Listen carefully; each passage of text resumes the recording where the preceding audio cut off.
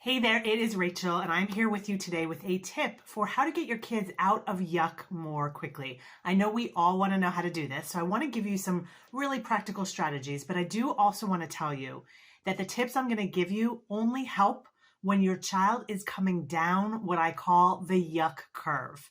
So let me tell you what I mean by all of this with the yuck curve.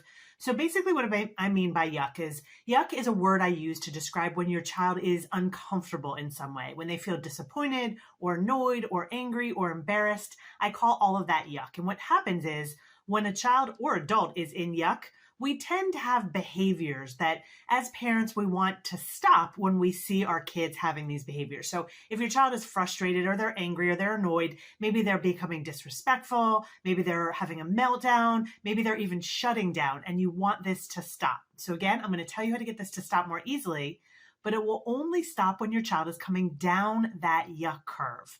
So the yuck curve is a rainbow-shaped curve that represents what happens when someone is in yuck. So maybe you told your child that they have to go to their grandparents' anniversary party and they really don't want to go and they're really upset with you. Well, what's going to happen is their yuck, when you tell them they do have to go to this party, it's going to get bigger and bigger and bigger.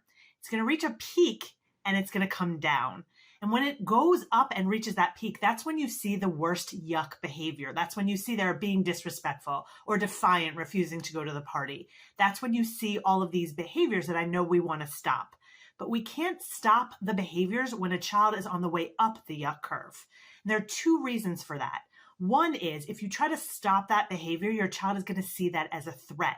Now, when they are in yuck, their fight or flight response has already kicked in. So if you try to stop the behavior, all that's going to happen is they're going to sense even more of a threat and they're going to stay in yuck. Their fight or flight will remain activated for longer. So you can't try to stop it on the way up. The other reason you don't want to stop it on the way up the yuck curve is because very honestly, in order to release that yuck so it doesn't go inside, so it doesn't come out later in future behavior, they actually do have to travel the curve and reach that peak and start to come down. Otherwise, again, the yuck goes inside and you're going to have to deal with it later.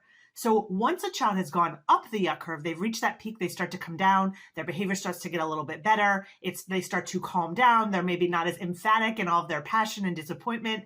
What you can do, here's where we can help them go down more quickly the other side of the curve. And I call this strategy changing the channel. So what do you do when a child is starting to calm down? You can start to change the channel by talking to them about other things. So maybe you can ask them their favorite characters in a book, or in a movie they've watched, or in a video game that they play. Maybe you can ask them to do a challenge like looking around the room and finding the different objects that start with different letters of the alphabet. Maybe you can actually talk to them about something fun that is happening, maybe a birthday party that they're looking forward to, but you're giving them something different to focus on. Now, again, you want to do this when they're coming off of the yuck curve.